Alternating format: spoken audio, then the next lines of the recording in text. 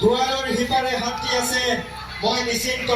আৰু মই জানো স্বৰ্গত আৰু কোনো চকুলো নাথাকে। স্বৰ্গত জুবিন দা কুশলে থাকক, জুবিন দা স্বৰ্গত থাকিও আমাৰ মাজত থাকক। জুবিন দা অমৰ হওক। জয় জুবিন দা, জয় জুবিন দা, জয় জুবিন দা, জুবিন দা অমৰ হওক, জুবিন দা অমৰ হওক, জয় জুবিন দা, জয় জুবিন দা, জয় জুবিন দা, জুবিন দা অমৰ হওক, জুবিন দা অমৰ হওক, জুবিন দা অমৰ হওক।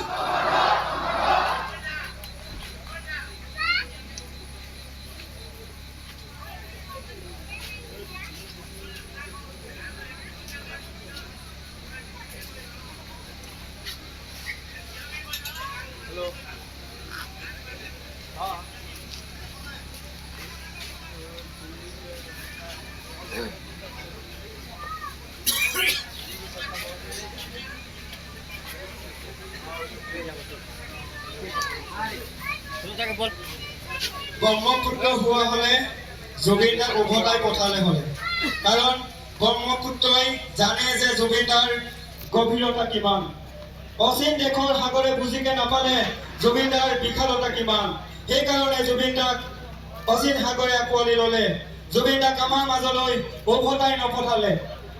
তো গতিকে আমি প্ৰকৃতিৰ যি নিয়ম, সেই নিয়ম আমি মানিবই লাগিব।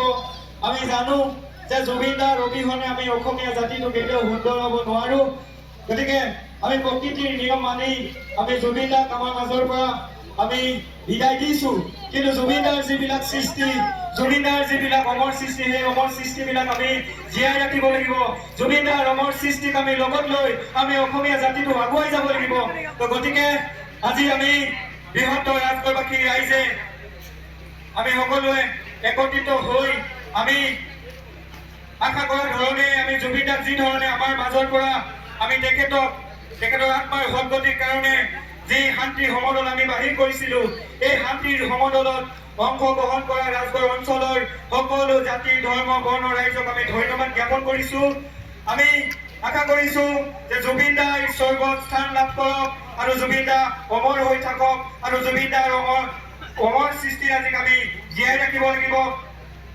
আৰু আমি ৰাজগড়বাসী ৰাইজে আমি এটা সিদ্ধান্ত লৈছো, জুবিন দাৰ নশ্বৰ দেহটো যেতিয়ালৈকে সৎকাৰ নকৰিব, তেতিয়ালৈকে আমি জুবিন দাই কোৱাৰ ধৰণে তেখেতে মায়া যেতিয়া এৰি থৈ যাব, তেতিয়া এই সমগ্ৰ অসমত মায়াবিনী গানটো বজি থাকিব বুলি তেখেতে কৈ থৈ গৈছিল। সেইকাৰণে আমি ৰাজগড়বাসী ৰাইজে জুবিন দাৰ নশ্বৰ দেহটো সৎকাৰ নকৰা পৰ্যন্ত আমি এই ৰাজগড় শ্বহীদ বেদীৰ প্ৰাংগণত আমি সদায় মায়াবিনী গানটো আমি বজাই থম। আৰু তাৰ সমান্তৰালভাৱে গধূলি হোৱাৰ লগে লগে আমি শ্বহীদ বেদীত আমি সমাবেত হৈ আমি মহান শিল্পীজনক শ্ৰদ্ধা জনাবৰ কাৰণে, আমি বন্তি প্ৰজ্বলন কৰিবৰ কাৰণে আমি সকলোৱে সদায় সন্ধিয়া হোৱাৰ লগে লগে শ্বহীদ বেদীত আমি সকলোৱে যাতে উপনীত হওঁ, তাৰ বাবে সকলোৰে অনুৰোধ জনাইছো। আমি পলম নকৰি এই সন্মানীয় শিল্পীগৰাকীৰ লৈ আমি শ্ৰদ্ধা জনাই আমি সকলোৱে 1 মিনিটৰ কাৰণে আমি মৌন প্ৰাৰ্থনা কৰিম। আৰু মৌন প্ৰাৰ্থনা কৰাৰ লগে লগে আমি মায়াবিনী গানটো গাই আমি তেখেতলৈ আমি শ্ৰদ্ধা জনাই আমাৰ এই শান্তিৰ সমদল অনুষ্ঠানটি আমি সামৰণি মাৰিম। পুনৰবাৰ সকলোকে ধন্যবাদ জ্ঞাপন কৰিছো আপোনালোকে এই অনুষ্ঠানটোত অংশগ্ৰহণ কৰাৰ কাৰণে। গতিকে আমি 1 মিনিট মৌন প্ৰাৰ্থনা কৰিবৰ কাৰণে অনুৰোধ জনাইছো। আৰম্ভ হৈছে।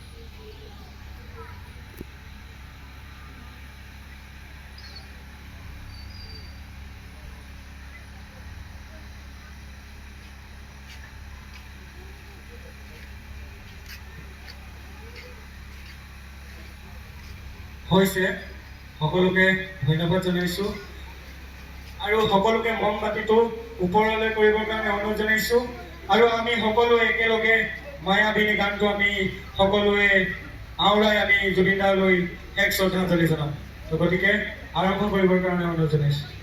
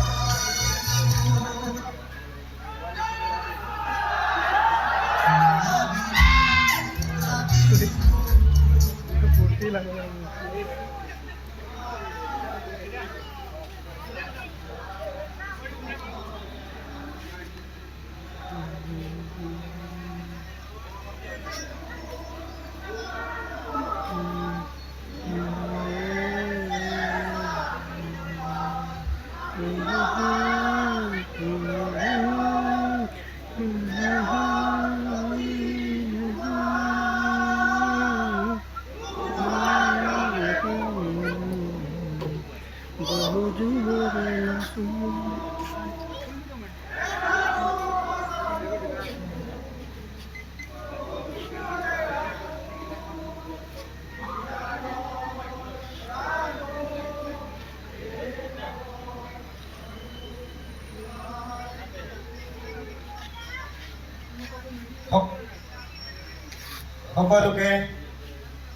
ধন্যবাদ জ্ঞাপন কৰিছোঁ। সকলোকে ধন্যবাদ কৰিছোঁ আপোনালোকে আজি আহি এই অনুষ্ঠানটোত আপোনালোকে এই অংশগ্ৰহণ মাইকটো চাই দিয়ক এবাৰ। আজি এই অনুষ্ঠানত অংশগ্ৰহণ কৰা সকলোকে ধন্যবাদ জ্ঞাপন কৰিছোঁ আৰু সকলোকে মমবাতিসমূহ মাটিত দিয়ক, পকাত দিয়ক, শ্বহীদ বেদীত নিদিব। শ্বহীদ বেদীৰ কাষত 2 ফুটমান আঁতৰত আপোনালোকে মমবাতিসমূহ তলত পকাত আপোনালোকে দি দিয়ক। আপোনালোকে শ্বহীদ বেদীত মমসমূহ নিদিব, আপোনালোকে বলক ৰাস্তাত দিয়ক, পকাত দিয়ক, কিন্তু শ্বহীদ বেদীৰ পৰা 2 ফুটমান আঁতৰত দিয়ক। আপোনালোকক সকলোকে ধন্যবাদ জ্ঞাপন কৰিছোঁ। আপোনালোকে আজি আহি এই অনুষ্ঠানটোত অংশগ্ৰহণ কৰি সাফল্যমণ্ডিত কৰাৰ বাবে সকলোকে ৰাজগড় বৃহত্তৰ ৰাজগড়বাসী ৰাইজৰ হৈ সকলোকে ধন্যবাদ জ্ঞাপন কৰিছোঁ আৰু আশা কৰিছোঁ অহা কাইলৈ সন্ধিয়া হোৱাৰ লগে লগে যাতে সকলোৱে আহি এই শ্বহীদ বেদীত আমি পুনৰ বন্তি প্ৰজ্বলন কৰি আমি জুবিন দাক যাতে শ্ৰদ্ধা জনাব পাৰোঁ। গতিকে আমি সিদ্ধান্ত লৈছোঁ যে জুবিন দাৰ নশ্বৰতে সৎকাৰ নকৰা পৰ্যন্ত আমাৰ এই ৰাজগড় শ্বহীদ বেদীত মায়াবিনী গানটো বাজি থাকিব আৰু সন্ধিয়া হোৱাৰ লগে লগে ৰাজগড় শ্বহীদ বেদীৰ প্ৰাংগণত জুবিন দাৰ প্ৰতিচ্ছবিত বন্তি প্ৰজ্বলন হৈ থাকিব। গতিকে সন্ধিয়া হোৱাৰ লগে লগে সকলোৱে আহি এই অনুষ্ঠানত অংশগ্ৰহণ কৰিব বুলি ধন্যবাদ জ্ঞাপন কৰিছোঁ।